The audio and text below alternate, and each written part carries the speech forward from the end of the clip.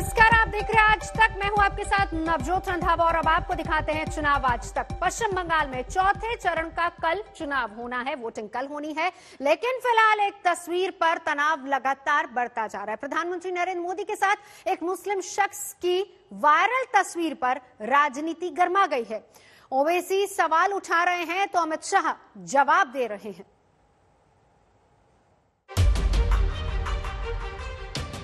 ये तस्वीर बंगाल की चुनावी जंग का नया हथियार बन गया है।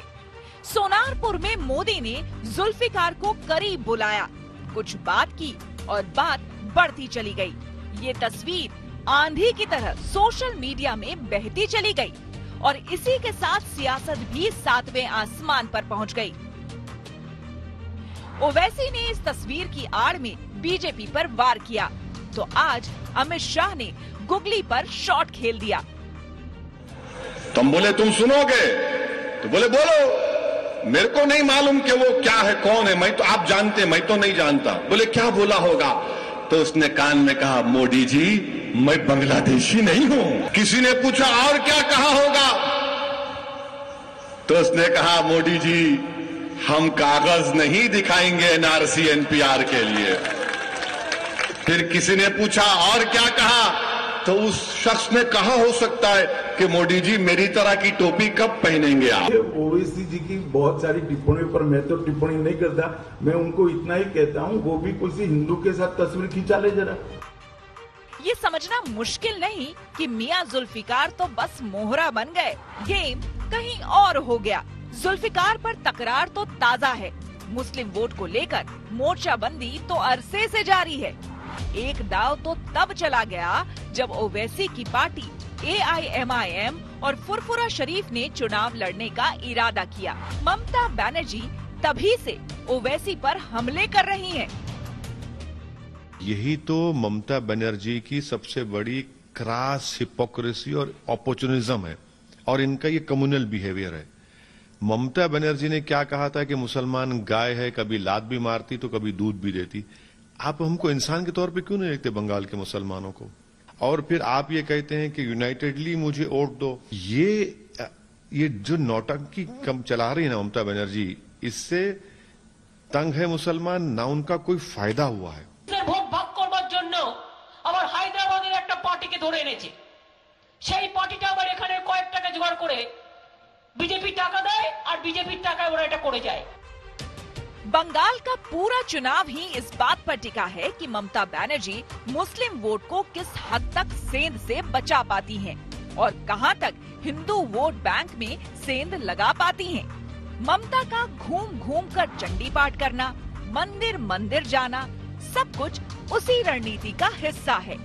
कोलकाता से अनुपम मिश्र के साथ आज तक ब्यूरो। वैसे ओवैसी और अमित शाह में जिस तरीके से बैटिंग और बॉलिंग चल रही है वो कोई नई नहीं है। बंगाल के चुनाव में इस बार धर्म पर खुलकर धुआंधार हो रहा है और चौथे दौर का मतदान आते आते जिस तेजी से धर्म के नाम पर गोलबंदी की कोशिश हुई है उससे साफ हो गया कि इस बार धर्म के सहारे ही बेड़ा पार होने वाला है।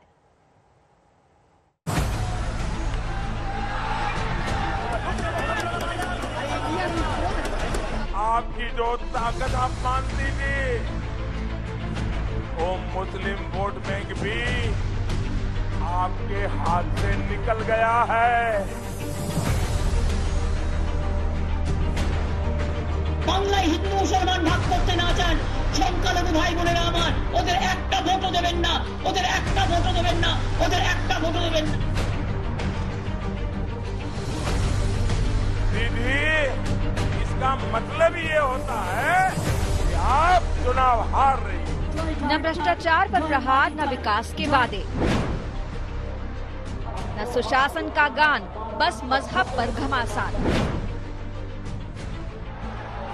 पश्चिम बंगाल में चौथे दौर का मतदान आते आते तरक्की को बड़ी ही तरकीब के साथ टरका दिया गया और धर्म पर धुआंधार रफ्तार बढ़ा दी, इधर से भी और उधर से भी। হিন্দু মুসলমানে ভাগাভাগি করার চেষ্টা করছে আর মুসলমান ভোটটাকেও ভাগ করার চেষ্টা করছে। যদি আপনারা এনআরসি না চান, এনপিআর না চান, কে না চান বাংলায় হিন্দু মুসলমান ভাগ করতে না চান? সংখ্যালঘু ভাই বোনেরা আমার, ওদের একটা ভোটও দেবেন না, ওদের একটা ভোটও দেবেন না, ওদের একটা ভোটও দেবেন না। ওদের একটা ভোट মানে बीजेपी के देवा। आपने कहा, देखिए एक महत्वपूर्ण बात है, अभी हाल ही में आपने कहा कि सभी मुसलमान एक हो जाओ, वोट बंटने मत दो। दीदी आप ये कह रही है, इसका मतलब है कि आपको यकीन हो गया है कि मुस्लिम वोट बैंक की आपकी जो ताकत आप मानती थी, वो मुस्लिम वोट बैंक भी आपके हाथ से निकल गया है।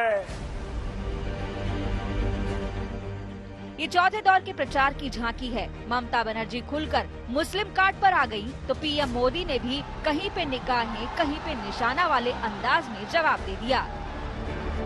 ये चुनाव का वो दौर है जहां बीजेपी की तरफ से योगी आदित्यनाथ को पिच पर उतारा गया। योगी जी ने मजहबी मिजाज वाले मैदान में तबीयत से बल्लेबाजी भी की। जीतेगी, अवश्य जीतेगी। तो गृह मंत्री अमित शाह के हमले भी मुस्लिम तुष्टीकरण पर केंद्रित रहे। तृणमूल की नेता ममता बनर्जी का फ्रस्ट्रेशन उनके भाषणों में, उनके वक्तव्यों में और उनके बिहेवियर में, तीनों दृष्टि से उजागर हो रहा है। ये फ्रस्ट्रेशन बता रहा है कि भारतीय जनता पार्टी का विजय हो रहा है। समाप्त करने के लिए मात्र 28 दिन बाकी हैं और 28 दिन के बाद टीएमसी के गुंडों को जहां पहुंचना होगा वहां पहुंचाने का कार्य किया जाएगा। याद करिएगा, तीसरे दौर के बाद ममता बनर्जी ने चंडी पाठ का अभ्यास पढ़ा लिया था। चुनावी रैलियों में चंडी पाठ के अध्याय बढ़ गए। हरे कृष्ण हरे हरे, टीएमसी घरे घरे का नारा ममता बनर्जी चुनाव प्रचार में ले आई। सर्वसौभाग्यदायिनी चंड मुंड बोधे देवी, चंड मंड बोधे देवी, दुर्गा बीज विनाशिनी, सर्वसार्थी রিকে দেবী। আমরা বলি হরে কৃষ্ণ হরে হরে, তৃণমূল ঘরে ঘরে। আমরা বলি হরে কৃষ্ণ হরি হরি, সবার মোরা ভালো করি। सवाल ये है कि धन का जो अलाव इस दौर में जलाया गया, उसमें कितनी आग भड़क पाएगी। चौथे दौर में 5 जिलों में मतदान है। कूच बिहार, अलीपुरद्वार, दक्षिण 24 परगना, हावड़ा, हुगली। 5 जिले और दाव पर 44 सीट। 2016 के विधानसभा चुनाव में टीएमसी को 44 में से 39 सीटें मिली। सीपीएम को 2, जबकि बीजेपी, कांग्रेस और फॉरवर्ड ब्लॉक को 1-1 सीट मिली। 2019 में पासा पलट गया। 2019 लोकसभा चुनाव में टीएमसी की बढ़त 25 विधानसभा सेगमेंट तक सिमट गई थी, जबकि बीजेपी 19 विधानसभा क्षेत्रों में आगे थी। जानकार बताते हैं कि हुगली, हावड़ा और दक्षिण 24 परगना में टीएमसी का दबदबा रहा है, जबकि 2019 में कूच बिहार और अलीपुरद्वार में बीजेपी की बढ़त रही। यानी तय है कि कांटे की टक्कर रहने वाली है। कोलकाता से प्रेमा राजाराम और अनुपम मिश्र के साथ आज तक ब्यूरो। और इधर अमित शाह आज बंगाल में चुनाव प्रचार पर हैं और उन्होंने ममता बनर्जी, राहुल गांधी दोनों पर जमकर हमले बोले। माइनॉरिटी वोटर्स को अपील की है कि एकजुट हो जाइए और तृणमूल कांग्रेस के लिए वोट करिए। वो बताता है शायद उनके माइनॉरिटी वोट भी अब धीरे धीरे धीरे धीरे धीरे उनसे खिसक रहे हैं, कहीं और जा रहे हैं और ये डर भी उनको सता रहा है। वरना इस प्रकार की अपील किसी भी मुख्यमंत्री के मुंह से, किसी भी पार्टी के अध्यक्षा के मुंह से मैं नहीं मानता कि ये उचित है।